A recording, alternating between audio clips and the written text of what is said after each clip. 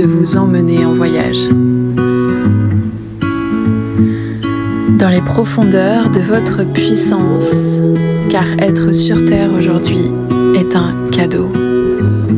C'est une main qui se tend pour réintégrer votre divinité, pour connecter à votre vérité. Tous les miracles sont à notre portée aujourd'hui.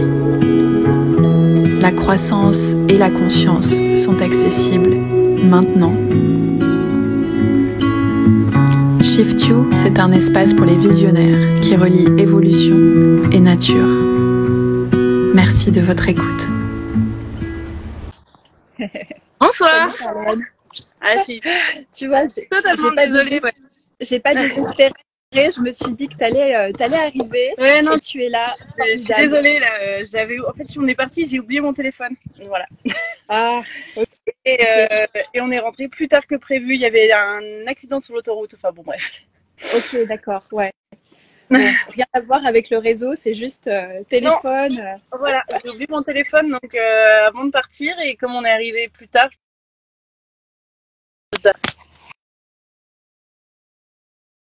Je suis ravie, je suis super heureuse que tu sois là, que tu aies réussi à te connecter. Je mets une petite mention, vie en bus en famille. Hop. Du coup, c'est de l'impro total parce qu'on était censé se retrouver avec Charlène un petit peu plus tôt pour discuter de tout ça. Totalement, oui. C'est de l'impro total. Où est-ce que tu es, Charlène, en ce moment? On est en Suisse là actuellement, du coup, vers Neuchâtel, en gros. Vers Neuchâtel, ok. D'accord. Ça fait un moment que vous êtes en Suisse? Ouais, ça fait 1 mois et demi maintenant et on reste encore à peu près 1 mois et demi normalement, à peu près. Ok. Super, génial. C'est quoi les destinations prochaines du coup? Après, ça va retourner en France pour quelques mois encore et en septembre, ça sera le grand départ direction la Turquie avec tous les pays des Balkans, etc. Wow. Ok, super. Donc ouais, un gros programme.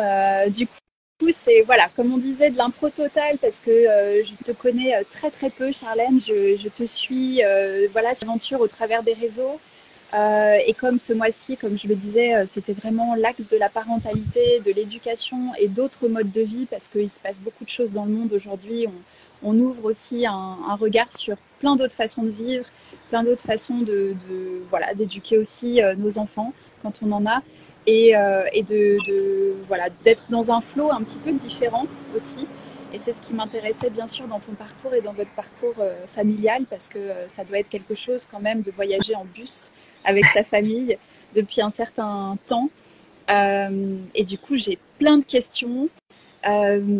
Mais tu me diras, voilà, on va se laisser porter par la discussion. Peut-être la première, c'est qu'est-ce qui a initié ce voyage? Qu'est-ce qui a initié cette décision? Et voilà, comment ça s'est fait, en fait, votre premier départ en famille? Ça a commencé, en fait, c'était petit à petit. On a commencé par acheter un van pour partir en week-end. Et donc, on faisait des week-ends, des vacances, des choses comme ça. Et ça nous plaisait beaucoup. Et à un moment donné, on est parti en Thaïlande pendant 1 mois, pas du tout en véhicule, du coup en voyage, juste en sac à dos. Et après, on a adoré en fait. On s'est jamais senti aussi bien que à ce moment-là. Et quand on est rentré, on s'est dit, en fait, pourquoi on vivrait pas comme ça tout le temps? En fait, en véhicule, quand on part en week-end comme ça, on adore, on se sent vraiment bien. Et du coup, ça nous a donné envie de pousser le truc plus loin et de devenir nomade, du coup, à 100%. Et c'est suite à ça, du coup, qu'on a réfléchi à quoi mettre en place, parce que bien évidemment, ça se fait pas du jour au lendemain. Nous, on s'était donné 2 ans pour le faire, et c'est ce qu'on a fait à peu près, parce que c'était en 2021, donc globalement, 2 ans après, on était prêts. Mais voilà, il fallait vendre notre maison, voilà, c'était toute une organisation. Trouver aussi bien évidemment comment gagner de l'argent sur la route. Il y avait plein de choses à mettre en place dans un premier temps, et c'est ce qu'on a fait. Et voilà. Mais c'était pas, il y a eu une discussion, mais c'était pas genre, ça s'est pas fait du jour au lendemain, quoi. Ouais. C'est pas. ouais, il y a eu des étapes finalement de pré-voyage, tiens, c'est super, ça nous plaît Voilà. de vivre comme ça, de manière nomade. Et finalement, après, bien sûr, dans l'aspect pratique, surtout quand on a une maison, qu'on est installé avec un enfant. Vous avez un enfant, hein? Oui, tout à fait. Et effectivement, oui, ça demande de s'organiser. Et bien sûr, je sais ce que c'est à mon petit niveau parce qu'on a fait ça de manière, tu vois, beaucoup plus légère parce qu'on avait un van, un petit van qui n'est pas du tout de la taille de votre bus, ni, tu vois, du luxe de votre bus. Mais on s'en est servi pour traverser l'Europe pendant, tu vois, plusieurs mois et ça nous a permis de nous installer à l'époque en Roumanie. Donc, tu vois, j'ai vécu aussi ce plaisir d'être en mouvement, d'être en voyage et de pouvoir se poser là où on veut. Mais effectivement, voilà, on n'avait ni, tu vois, ni l'un ni l'autre, une maison, quelque chose. On était déjà plus ou moins nomades de base. Et on a continué ce côté nomadisme à deux quand j'ai rencontré mon mari actuel. Et puis voilà, c'est vraiment l'idée aussi. Donc oui, je comprends que voilà, ça demande une grosse organisation de lâcher tout ce qui était là et de partir, quoi. Ouais. Ouais. Et du coup, vous avez commencé par quels endroits, par quel pays? Est-ce qu'il y avait déjà un petit trajet de prévu ou c'était plutôt libre? Alors, au début, le premier vraiment en véhicule là-bas pour partir. Et c'était aussi un moyen de justement tester sur un long terme, on va dire, la vie en véhicule. Ça nous permettait de vérifier aussi que c'était vraiment ce qu'on voulait. Parce que jusqu'à maintenant, on était parti 1 semaine ou 2 semaines, mais jamais plus. Et du coup, on est parti au début, on est parti pour 3 mois. Finalement, on est resté 4 mois. On a vécu dans un tout petit véhicule. C'était un T2, donc voilà, tout petit à 3.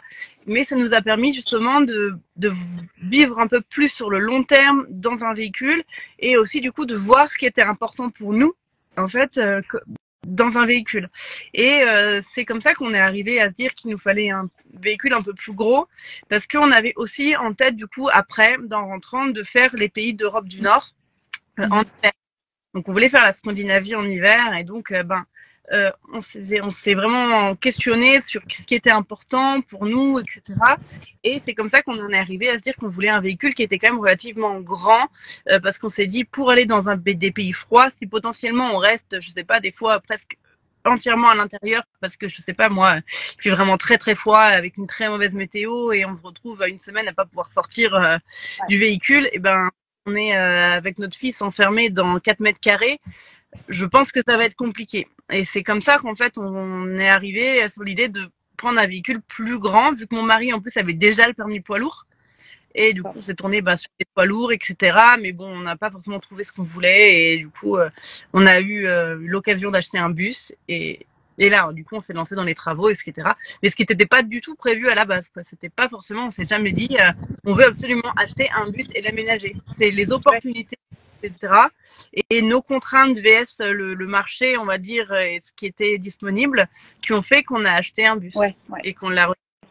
Ouais, c'est super parce que du coup, c'est vrai que c'est quelque chose d'assez original d'aménager ce bus entier et ça fait vraiment, quand on voit l'intérieur de ce bus, c'est vraiment une maison. C'est tellement moderne. Tu rentres, tu as l'impression de rentrer dans un petit appartement à roulettes et c'est assez chouette d'ailleurs le travail que vous avez fait. Oui, on voulait vraiment se sentir bien et retrouver quand même un aspect vraiment maison, voilà, qu'on avait envie. C'est vraiment, même en fait, si elle roule, ça reste notre maison et notre chez nous, tout simplement. Donc c'était important qu'il soit à notre image et qu'on s'y sente bien. Donc ouais, c'est clair. Et vous avez tout fait seul ou vous avez quand même fait appel à différents artisans pour vous aider? On a quasiment tout fait nous. On s'est un petit peu fait aider d'un ami électricien pour tout ce qui était électricité, un peu passage de câbles, etc. Parce qu'on n'y connaissait pas trop, donc ça nous a permis d'apprendre justement dans ce domaine-là. Mais sinon, non, on a vraiment tout fait. On s'est auto-formé avec des vidéos sur YouTube et voilà. Tu t'es auto-formé avec des vidéos et maintenant tu fais des vidéos pour les gens qui veulent partir de leur côté. La boucle est bouclée. Ouais. Ouais, c'est super. C'est beaucoup de Et petits voyages qui nous ont inspirés et c'est aussi ce qui m'a donné aussi ensuite envie moi de partager parce que j'ai envie de redonner ce qu'on m'a donné en fait, l'énergie que j'ai trouvée des comptes de voyages de gens qui étaient déjà nomades et ça me et c'est ce qui m'a fait me rendre compte que c'était possible en fait. Sinon je pense que je me serais je casse de ce qui est de faire tout simplement en fait. ouais, Je savais pas qu'on pouvait vivre comme ça hein, et c'est en découvrant qu'on pouvait le faire que je me suis dit eh messieurs ils peuvent le faire en fait, pourquoi nous on pourrait pas le faire? Voilà. ouais, c'est génial parce que du coup, là, tu parles d'un aspect qui est super important au niveau social et communautaire, c'est que le fait d'avoir des exemples et le fait d'avoir l'inspiration de personnes qui font certaines choses, qui vivent d'une manière différente, qui voyagent avec leurs enfants, qui sortent aussi peut-être leurs enfants de l'école, ça c'est un autre sujet qu'on peut peut-être aborder aussi par ce biais de la parentalité et de l'éducation qui est forcément différente quand tu vis de cette manière. Mais c'est vrai que ce que tu rappelles, c'est hyper important, le fait de se dire que si tu n'avais pas eu l'idée, l'exemple ou la motivation, parce que d'autres personnes l'ont fait avant et l'ont partagé et l'ont transmis, peut-être qu'effectivement, vous en seriez pas là aujourd'hui. Et c'est le partage humain qui est tellement au cœur de tout, en fait. Ouais, c'est ça. Totalement, moi j'aime c'est vraiment j'aime cet aspect-là et aujourd'hui de même si il y a que une ou deux personnes que ce que je fais en fait aide un jour, et ben déjà ça voudrait dire que je l'ai pas fait pour rien et que quand il y a des gens qui m'écrivent pour me dire ça y est on se lance et c'est en partie grâce à tes partages, je me dis waouh mais c'est génial en fait parce que c'est tellement fou de dire qu'on peut influencer positivement la vie des gens et que grâce à toi entre guillemets ils osent enfin vivre vraiment comme ils souhaitaient la vivre eux. Je trouve ça vraiment fou quoi. Ouais, c'est clair. C'est que tu parles d'influence positive, d'inspiration, d'inspirer vraiment un autre mode de vie. Et je crois qu'aujourd'hui, en tout cas, c'est ma conviction. Je pense qu'aujourd'hui, c'est hyper important de proposer aussi d'autres modes de vie que celui qu'on pourrait croire être l'unique existant et de vivre, voilà, de vivre sédentaire, de vivre au même endroit, d'avoir un travail aussi extrêmement bien organisé je pense qu'il y a une certaine, évidemment, une certaine liberté à vivre comme tu le fais. Et c'est un sujet qui me parle aussi énormément. Donc, bien sûr, je connais cette liberté et j'ai envie de la propager de la même manière que tu le fais, en fait. Et je trouve ça assez magique qu'on puisse ouvrir autant de perspectives aujourd'hui de vie, en Mm. fait. Il y a totalement ouais, parce que aujourd'hui les portes s'ouvrent un peu plus et on réalise justement qu'il y a d'autres façons de vivre en fait et nous on en a une mais il y en a encore tellement d'autres en fait et c'est juste savoir se poser les bonnes questions et pas juste refaire ce qu'on nous a ancré dans la tête que c'était comme ça qu'il fallait faire en fait et juste se questionner sur qu'est-ce qu'on veut vraiment en fait et il y en a ça leur ira très bien de faire une vie très conventionnelle et c'est ce qui leur convient et c'est ok s'ils se sont questionnés justement de dire bah qu'est-ce qu'on aimerait faire c'est ça qui nous plaît le mieux et c'est cette façon de vivre là qui nous correspond et ben c'est très bien mais c'est de réussir à faire des choix éclairés et en conscience finalement. Ouais, je te rejoins complètement là-dessus. Je pense que c'est la base de tout, faire ces choix-là en conscience et de réaliser qu'il y a aussi une part de conditionnement qui est extrêmement forte, qui est extrêmement présent. Euh, et, euh, et du coup, c'est de faire la part des choses. Est-ce que cette idée, cette envie vient profondément de ma conscience ou est-ce que finalement c'est un conditionnement que je répète, peut-être un schéma que je répète qui ne convient plus parce qu'aujourd'hui, avec l'éveil de conscience qu'on vit, je suis persuadée que voilà, on s'ouvre à d'autres modes de vie, ça en fait partie, tu vois, que ce soit l'éducation, voilà, que ce soit la vie elle-même à un endroit ou à différents endroits, de sortir de cet aspect plus sédentaire. Je pense que tout est lié à cet éveil actuel.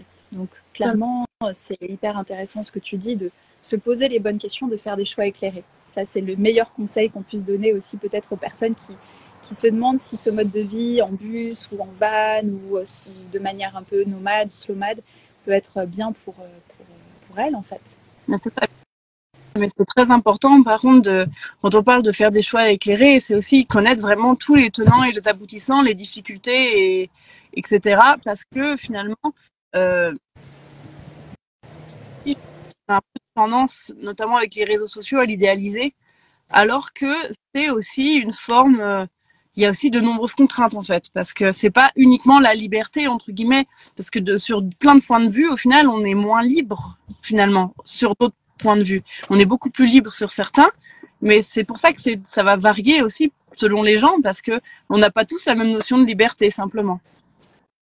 Ouais, justement, qu'est-ce que tu dirais? Tu te sens moins libre par rapport à quoi en étant dans cette mouvance, dans cette dynamique de voyage? Bah, je dirais pas que je me sens moins libre moi, parce que ma vision de la liberté, c'est de pouvoir me déplacer comme je veux, etc.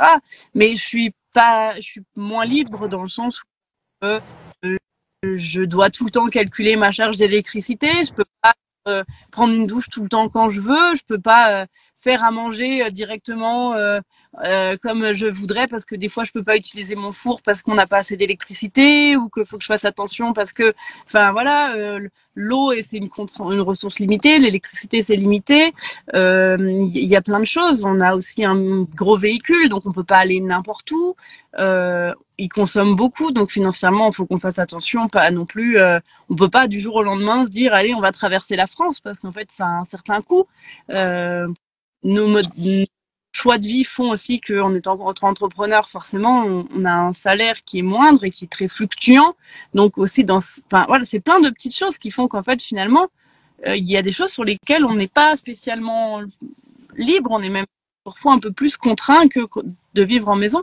Mais pour notre vision à nous de la liberté, on est plus libre.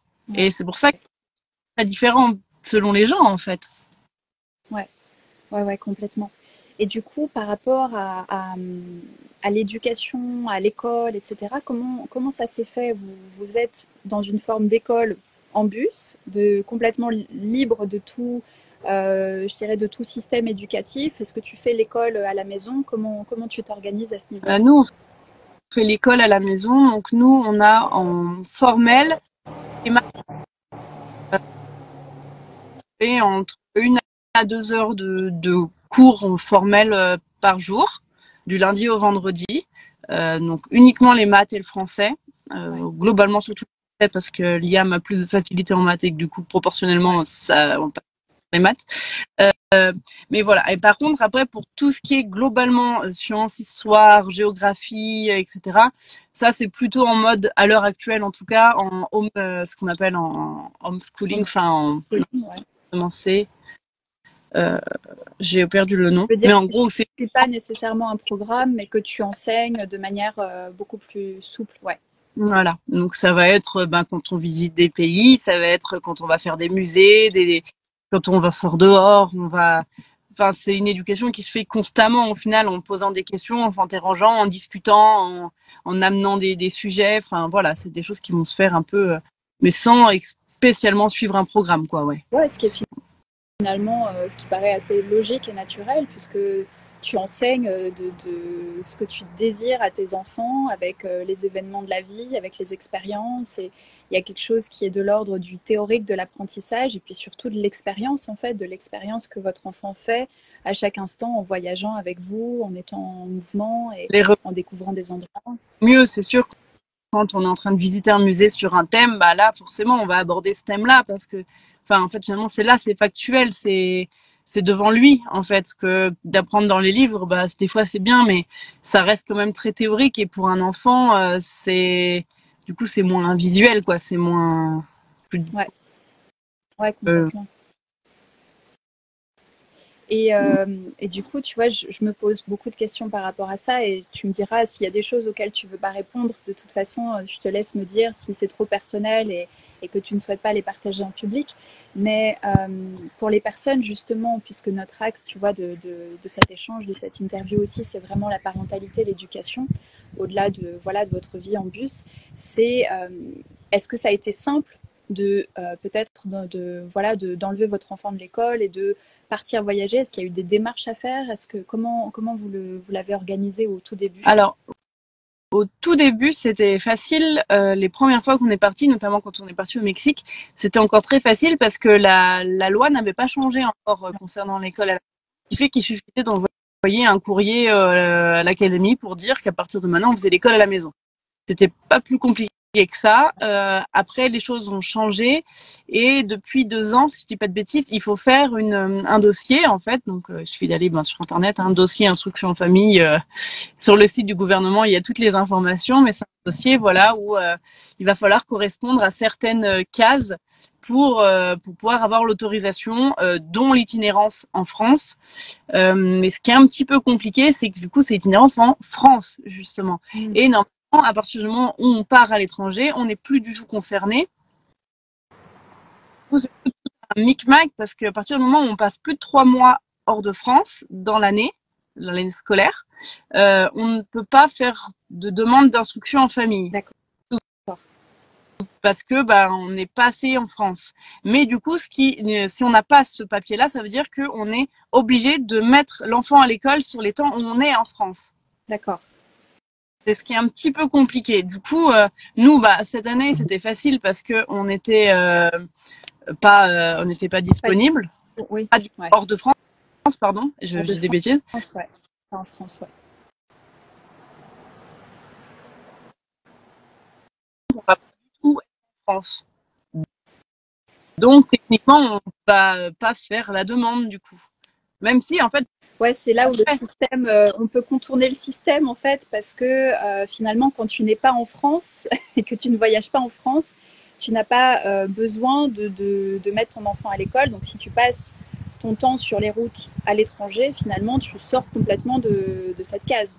Voilà. Ouais, non, mais votre pensée française. Ouais. J'aimais l'idée d'avoir un suivi quand même. Avec ça permet d'avoir tous les ans au moins un contrôle pour voir où on est en France, s'il a bien appris la dernière fois, etc. Je trouve que c'est quand même une bonne chose. Donc moi, ça m'embête un peu de devoir justement sortir totalement de ce système. J'aimais bien l'idée d'avoir toujours un suivi, mais après on verra. Je vais essayer. Là, on a le contrôle nous là au mois d'avril, donc je vais essayer d'en discuter avec elle pour quand même continuer à garder le suivi, quitte à faire des visios ou des choses comme ça. Mais ça, c'est un peu au bon vouloir des personnes en face, quoi. Donc on va voir ce qu'on peut faire. Mais bon, après, en soi, nous, on ne pourra pas avoir de problème dans le sens où on ne sera pas en France, quoi. Mais ça serait compliqué si on rentrait en cours d'année, par exemple. Ouais, parce que ouais, c'est ça. C'est un peu compliqué. Ouais, tu vois, c'est ce que je me disais, parce qu'en fait, par rapport à toutes ces configurations, j'ai l'impression que de toute manière, lorsqu'on choisit ce mode de vie, qui sort des codes, qui sort des barrières, qui sort des conditionnements, il n'y a aucune case qui existe pour notre statut. Et en fait, c'est ce que vous vivez, puisque vous êtes en mouvement, vous êtes dans une vie nomade comparée à ce qui se fait. Donc finalement, c'est très difficile de mettre ton enfant dans une case par rapport à où en est sa scolarité, dans quelle particularité on met son éducation, etc. Donc finalement, il y a toujours moyen d'aller au-delà de ce système. Tu vois, pour te donner un exemple, quand justement j'ai compris un peu cette histoire de si je rentre en France en cours d'année, il faut que je le remette à l'école en rentrant. Moi, du coup, j'avais téléphoné. Je dis mais comment on fait dans le cas où, comme nous, on est nomades, parce que si je rentre en France, je dois le remettre à l'école, mais moi, je continue à bouger en fait quand on est en France. Donc, comment je fais dans... Et ils m'ont dit que fallait que je le change d'école à chaque fois. Je dirais oui, enfin. Imaginons que je bouge toutes les semaines, je dis mais je vais pas le changer d'école toutes les semaines. Enfin, genre, ça me... Et la nana elle me dit si. Voilà, j'ai dit attendez, du coup là vous êtes en train de me dire que pour le bien-être et le bon apprentissage scolaire de mon enfant, vous me conseillez de le changer d'école toutes les semaines. Je me compte quand même qu'on est sur quelque chose de très ridicule parce que aucun enseignant ne va vouloir lui faire cours juste pour une semaine. Enfin, c'est un non-sens total. C'est puis pour son bien-être, on peut pas apprendre correctement en changeant d'école comme ça. Enfin, c'est pas possible ce que vous me dites. Et voilà. Et moi, dans mon cas, en soi, je pourrais ne pas bouger. Et bien sûr, je m'amuserai jamais à changer mon fils d'école toutes les semaines. Mais cette personne ne savait pas ce que je faisais comme travail ou quoi. Et j'aurais très bien pu avoir un travail qui m'amenait réellement de façon obligatoire à changer de localisation comme ça, de façon très fréquente. Et c'est là que je me dis, mais en fait, ça, c'est pas, c'est un non-sens total parce qu'au final, la loi, la règle prédomine sur pense finalement quand on en vient à dire des choses pareilles, parce que cette loi a été mise en place pour être sûr qu'il y ait un bon cadre d'apprentissage pour les enfants et assurer leur...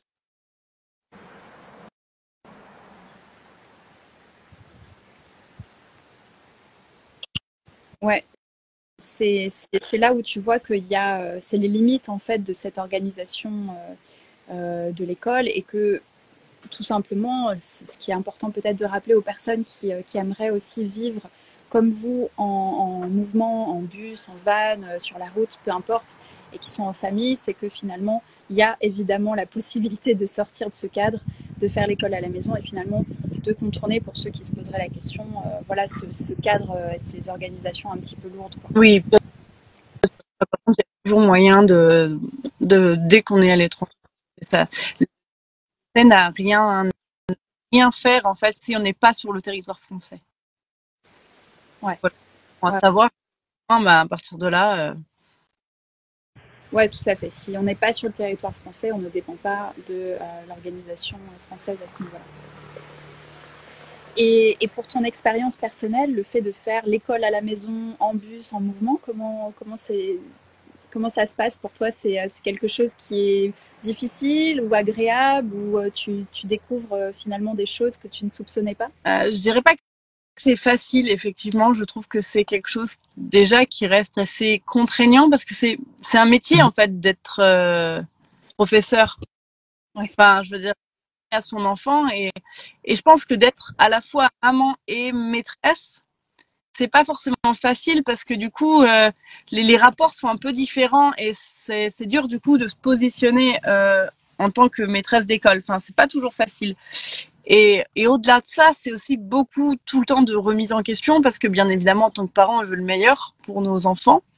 Et du coup, on espère toujours finalement de faire au mieux en fait et de bien faire. C'est un petit peu compliqué. Des fois, c'est une remise en question vraiment permanente. On se dit mais est-ce que je fais bien? Est-ce qu'il apprend correctement? Est-ce que on avance assez vite? Est-ce que s'il veut retourner à l'école, il va pas être complètement largué? Enfin, voilà, c'est tout le temps la moindre difficulté de l'enfant, on va se remettre nous en question en fait. J'avais écouté il y a l'autre jour une vidéo qui était très intéressante. C'est quelqu'un qui disait, qui faisait l'école à la maison, cette personne-là, et elle disait. Lors du contrôle, en fait, on lui a dit après, en gros, va falloir que vous fassiez mieux pour que votre enfant apprenne davantage. Et en fait, on dirait jamais à une maîtresse. Enfin, si un enfant qui va à l'école, en fait, il a des mauvais résultats, on va dire que c'est la faute de l'enfant. Et on ne va pas dire que c'est la faute de la maîtresse. Mais quand tu fais l'instruction toi à ton enfant, c'est pas la faute de l'enfant, c'est ta faute à toi en fait. C'est marrant ce que tu soulèves. Effectivement, il y a ce côté, on aura plus tendance à remettre en question ce mode d'éducation qui semble aller en dehors du cadre. Et du coup, ce sera forcément la faute de la maman ou des parents qui font l'école à la maison. Ouais.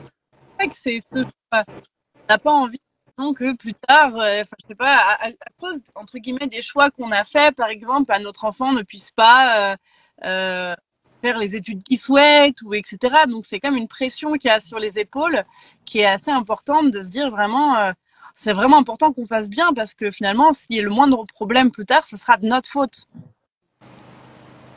Mais je pense que effectivement il faut rentrer dans une synergie positive qui est pas toujours facile, de se dire que chacun a sa part de responsabilité et surtout voilà ce qui doit être imprégné, intégré par l'enfant sera parfait pour lui quoi qu'il arrive. Et le fait que vous ayez choisi ce mode de vie est parfait pour lui, quoi qu'il arrive, puisque c'est une synergie parent-enfant et c'est une synergie, tu vois, de vie, en fait, qui se fait. Et moi, je suis convaincue que les choses sont faites parfaitement. Donc, je pense que tu peux aussi relâcher une certaine forme de culpabilité, tu vois, en te disant, je fais pas bien ou pas assez. J'arrive maintenant à je me suis beaucoup remise en question et j'ai beaucoup réfléchi à ça. Et maintenant, je sais ce qu'on fait, je sais pourquoi on le fait et je en accord en fait avec les choix que j'ai faits, mais ça n'a pas toujours été facile et c'est pour ça que je voulais parler de ce cheminement parce que je pense que tous ceux qui font qui voyagent comme ça pour en avoir discuté avec d'autres parents, cette réflexion elle arrive forcément à un moment donné. Et En tout cas. Et c'est vrai que c'est très important de se questionner par rapport à ça, de dire jusqu'où je suis prête à lâcher prise sur la scolarité, jusqu'où je suis, enfin, qu'est-ce qui va être vraiment important pour moi.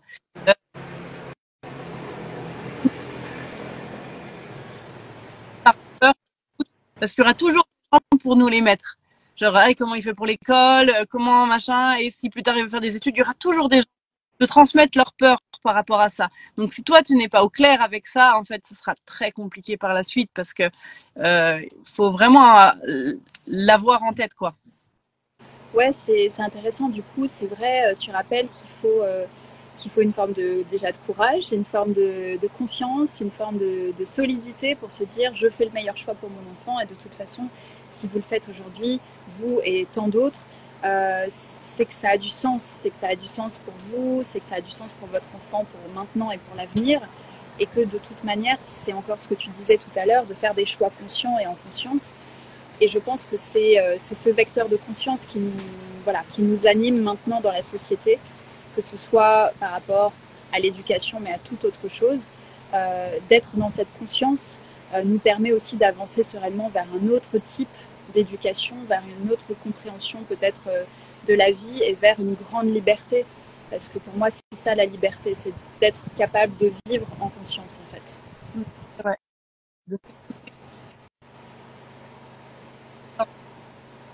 Et pas se laisser influencer par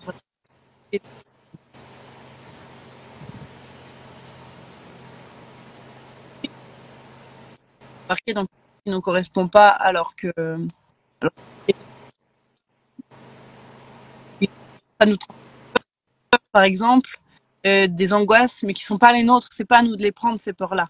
Nous, faut essayer d'écouter soi-même, vraiment juste soi. Après, bien sûr, on peut prendre des conseils, on peut écouter ce que les autres ont à nous dire, mais il faut pas que ça nous influence au point de changer des choses et de prendre des peurs qui finalement sont pas les nôtres, quoi. Ouais, tout à fait, tout à fait. Mais ça, c'est valable pour tout quasiment en fait.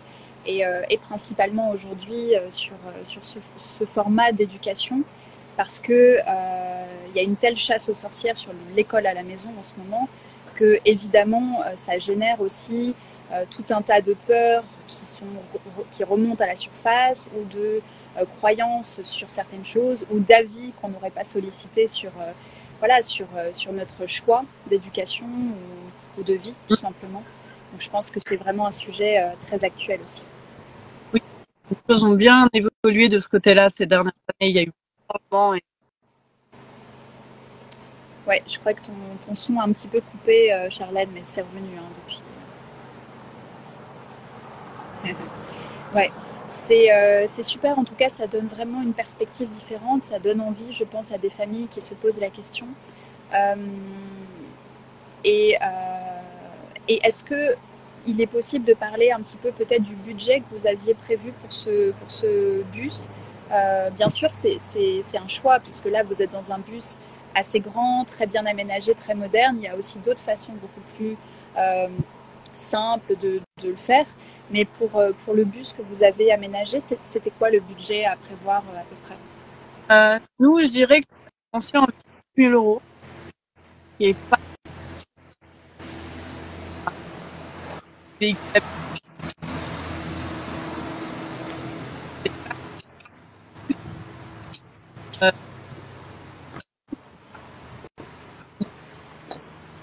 Je pense que ton son a coupé, Charlène.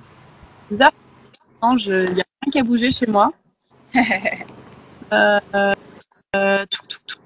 pense que... Alors, je n'ai pas entendu la réponse.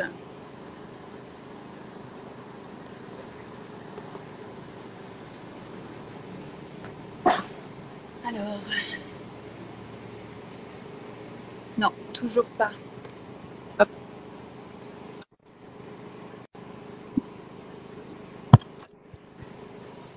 Alors, on m'entend? Oui, là, je t'entends. Je crois qu'on t'entend. C'est bon.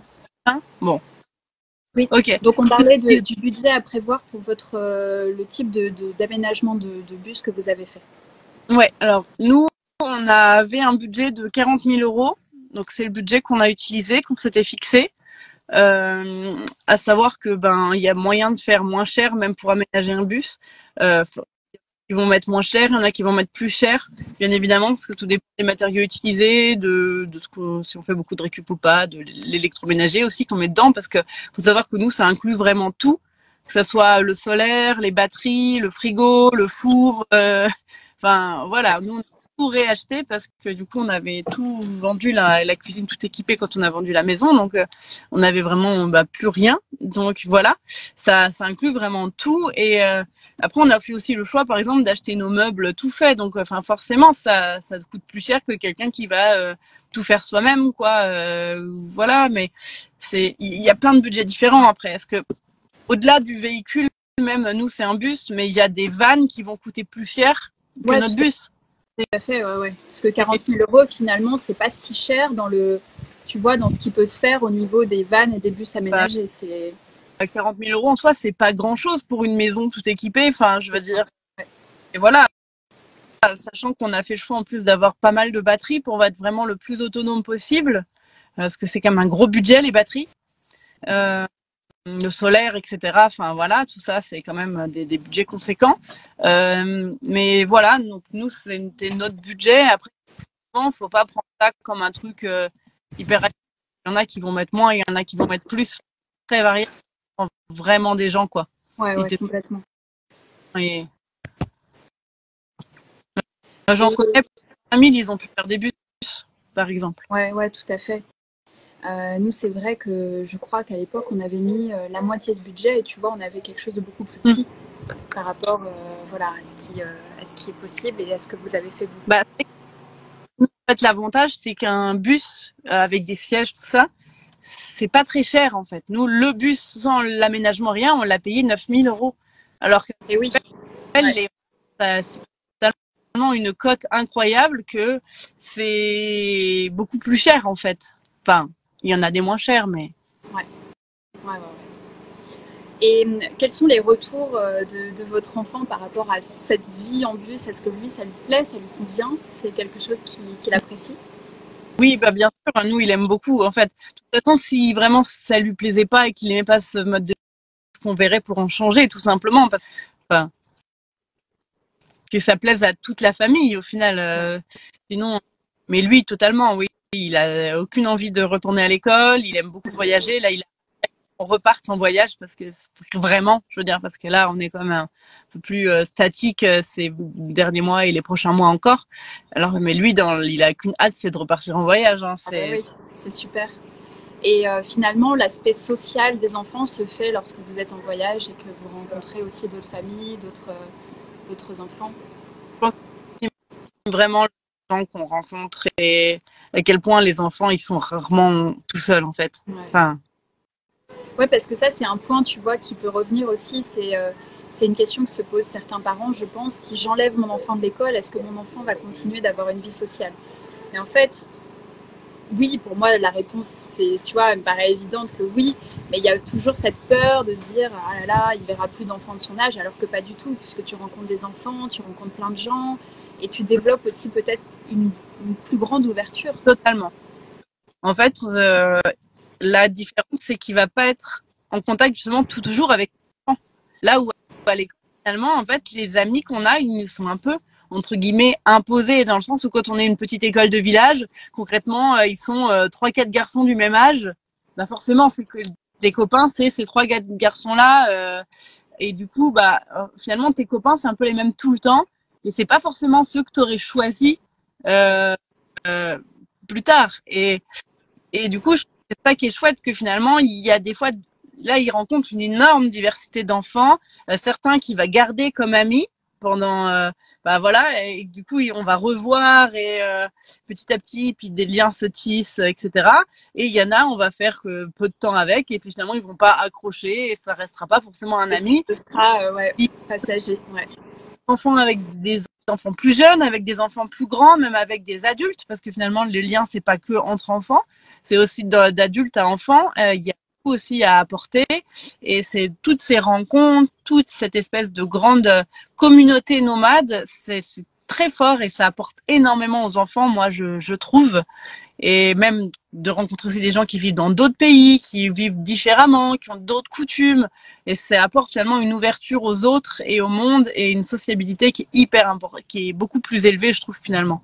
Ouais, c'est tellement important ce que tu dis parce que finalement, tu vois, ça replace les choses à leur place, puisque évidemment que nous sommes des êtres sociaux et que nous tissons une vie sociale partout, à n'importe quel moment, avec tout type de personnes, et que heureusement qu'on n'a pas attendu l'école pour le faire. Et les enfants, c'est pareil. Et comme le disait Myriam, avec qui j'ai fait aussi un podcast et une interview le mois dernier sur la maternité, qui partage aussi beaucoup voilà, ce désir de revaloriser l'instruction en famille. Il y a cet aspect, c'est même beaucoup plus social. Ce que tu dis aussi, que finalement, il y a une telle mixité d'adultes, d'enfants, de tous les âges, avec une forme de découverte qui est beaucoup plus large, avec un champ des possibles qui est beaucoup plus large, quoi. Et finalement, on a tendance des fois à dire ah c'est les enfants et après ça va faire des enfants sauvages, machin. Alors qu'en fait, moi ce qu'on a remarqué, c'est que souvent c'est justement des enfants qui vont avoir une très grande facilité à aller vers les autres, parce que justement ils n'ont pas forcément tout le temps rempli leur on va dire social, moment où c'est vrai on voyage et on ne croise personne. Mais ce qui fait que dès qu'il y a une opportunité de créer des liens, ils vont très facilement aller vers les autres parce qu'ils sont en recherche de ce lien-là. Et ce qui fait que du coup, souvent, ils sont plus extravertis, ils vont plus facilement oser aller vers les gens, créer des liens, tisser des liens, parce que les liens, ils les ont pas de base, ils sont obligés d'aller les chercher un minimum. Et du coup, ça aide aussi justement à se sociabiliser et à s'ouvrir plus facilement aux autres. Ouais, c'est super intéressant. C'est finalement bénéfique à tout niveau, au niveau social, au niveau de développement relationnel, comportemental et créatif, au niveau de la confiance en soi, au niveau de tout un tas de choses qui sont finalement, qui ouvrent un champ beaucoup plus large qu'on pourrait l'imaginer. Moi, je trouve ça génial. Il y a des gens qui disent bravo. Ouais, c'est super. Qu'est-ce que tu aimerais partager, Charlène, pour les familles peut-être qui ont envie de partir en voyage et de vivre de manière nomade avec leurs enfants? Est-ce que tu aurais deux, trois petits conseils à partager avant qu'on se quitte? Moi, je dirais simplement d'oser, dans le sens où faites-vous confiance en fait. Si vous avez cette envie viscérale au fond de vous, ben faites-le, parce que ça pourrait être que bénéfique, que ce soit pour vous ou pour vos enfants. On a tendance des fois à avoir peur que pour les enfants, enfin, comme on l'a dit, des fois c'est un peu dur de sortir de ce schéma classique où on se dit que c'est peut-être un choix qui sera égoïste.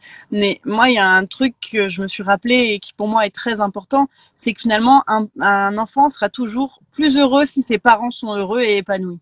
Et n'ayez pas peur en fait. Si vous êtes épanoui dans votre vie, votre enfant sera épanoui. C'est une évidence. Enfin, un enfant, il sera forcément. Moi, si on voit au début, on me l'a dit des fois, mais c'est égoïste. Tu imposes.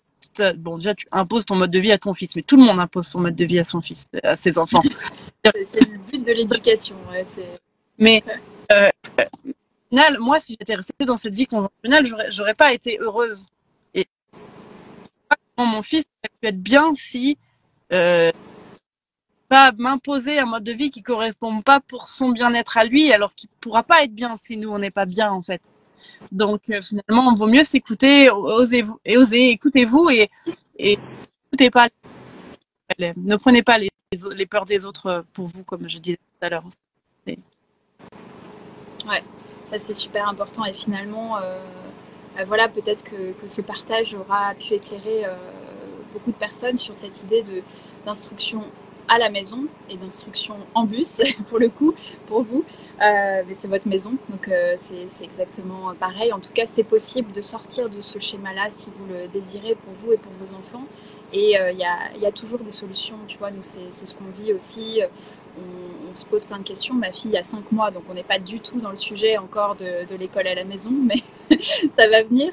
En tout cas, une chose est sûre, c'est que on y réfléchit évidemment et que ce sera ce qu'on va mettre en place. On ne sait pas dans quel pays on sera, mais quoi qu'il arrive, je sais que ce sera le bon moment, le bon endroit, les bonnes conditions. Et l'éducation, la transmission se fait déjà à tout niveau, au sein même des expériences familiales, des expériences de l'enfant, voilà, au sein de cette synergie familiale. Donc, c'est aussi voilà, une grande chance pour nos enfants et pour les enfants d'aujourd'hui de vivre autrement. Je trouve, mais ça, c'est pas tout le monde, pas moi, mais en tout cas, je pense qu'il faut pas avoir peur de sortir de ça et de tenter des nouvelles choses parce que de toute façon, au pire, quoi. Oui, c'est ça. Au moins, il faut essayer, voilà, il faut aller, il faut tendre vers ses rêves et puis qu'est-ce qui peut se passer. Personne qui m'a dit je regrette d'avoir fait le choix de changer de vie, hein, personne. Non, c'est vrai. On entend rarement les gens dire ça. Au pire, ils changent d'avis après, ils se resédentarisent et voilà, mais jamais ils regrettent d'avoir vécu des expériences. Ouais, complètement. Merci infiniment, Charlène. Merci beaucoup pour tous ces partages, ces précieux conseils et puis l'ouverture que ça offre aussi aux familles et aux enfants, peut-être voilà, pour cette année, pour les années qui viennent. Avec plaisir. Et à bientôt. Bonne soirée. Merci à toutes les personnes qui étaient en live. Et du coup, cette interview, ce podcast sera aussi en ligne sur mon podcast que vous pouvez retrouver sur toutes les plateformes habituelles, YouTube et sur les plateformes d'écoute. Et je t'enverrai aussi, Charlène, si tu veux cette vidéo, si tu veux la partager également. Avec plaisir. À bientôt. À bientôt, au revoir.